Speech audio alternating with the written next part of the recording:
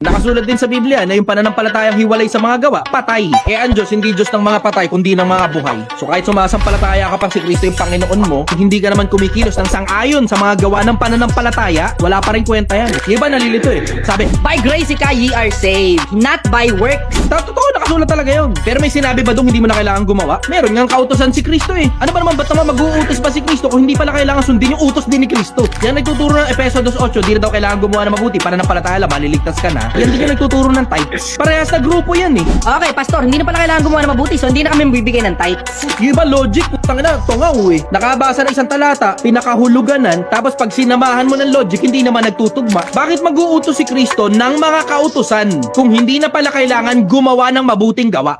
Sinong nagsasabi sa'yo na ang mga mananampalataya ay hindi na kailangan gumawa ng mabuti dahil ligtas na? Ikaw lang naman ang nagsasabi niyan, hindi kami. Una, ang taong ito ay sinusubukang magtuwid ng ibang pananampalataya sa pamamagitan ng pagmumura at sa pamamagitan ng kaignorantihan sa Biblia. Kaya puro instrument ang mga sinasabi Walang reputasyon sa sarili, may nalalaman pang salitang logic, yung mga pananalita pangalang niya ay wala ng rasyonalidad. Nakakanabot lang ng talata sa Biblia, akala mo alam na ang kabuoang doktrina.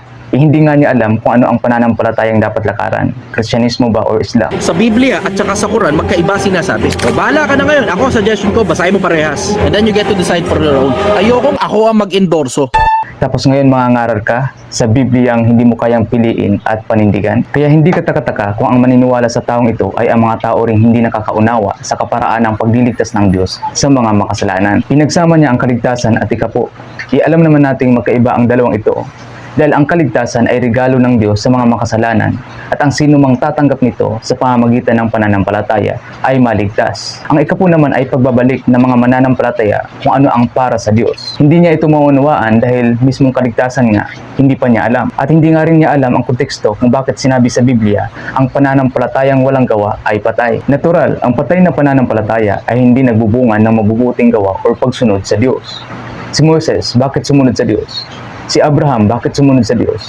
Dahil buhay ang kailang pananampalataya. Sa madaling salita, ang purpose ng taong may totoong pananampalataya o buhay ang pananampalataya ay sumusunod sa katuwiran at kautusan ng Diyos sapagkat siya ay naligtas sa biyaya sa pamamagitan ng pananampalataya. At ang purpose ng mabubuting gawa na sinusunod ng mga mananampalatayang ligtas ay para maluwalhati ang Diyos. Save to serve. Kaya ang masamang akusa mo sa amin, huwag mong ipahid sa amin. Dahil alam mong sa iyong sarili mo yan nakikita. Total binanggit mo ang salitang logic. Ito ang challenge ko sa iyo. Pumasok ka sa mga simbahang nagtuturo ng save by grace through faith. At kapag nakapasok ka na, patunayan mong hindi sila sumusunod sa moralidad ng Diyos dahil ligtas na. Dapat mapatunayan mong yan ay official doctrine nila. Kung hindi mo mapatunayan, ibig sabihin, isa ka lang taong nag-iingay dito sa social media at nagliligaw ng marami.